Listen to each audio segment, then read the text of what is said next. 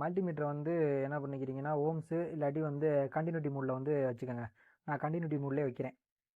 இதில் வந்து இந்த இப்போ 3 டெர்மினல் இருக்குது பார்த்தீங்களா, அந்த 3 டெர்மினலு, இந்த 3 டெர்மினலில் நீங்கள் ஃபஸ்ட்டு 2 வச்சுங்களேன். ஃபஸ்ட் 2 இப்போ வந்து இதில் பார்த்துங்களேன், இதில் வந்து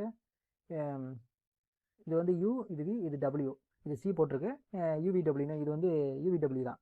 இதில் வந்து இப்போ வந்து சிக்கும் டபிள்யூக்கு வைக்கிறேன் பாருங்களேன், எவ்வளோ ஓம்ஸ் வருது? 5 வருதா? பீப் சவுண்ட் அடிக்குதா?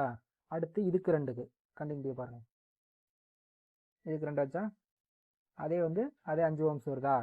அப்புறம் இதுக்கு 2 வைங்க,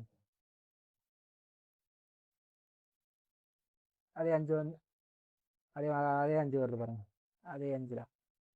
இது வந்து ஈஸியாக கண்டுபிடிச்சிடலாம். இப்போ இந்த கம்ப்ரஸர் வந்து நல்லா இருக்குது, ஆனால் இதில் வந்து காயில் நல்லா இருந்து பிஸ்டன் மட்டும் உள்ள லாக் ஆன ரோட்ரு வந்து லாக் ஆனால் மட்டுமே கம்ப்ளைண்ட் வரும். அவ்வளோ சீக்கிரத்தில் வந்து உங்களுக்கு இன்வெர்டர் கம்ப்ரஸரில் வந்து கம்ப்ளைண்ட் வந்துடாது.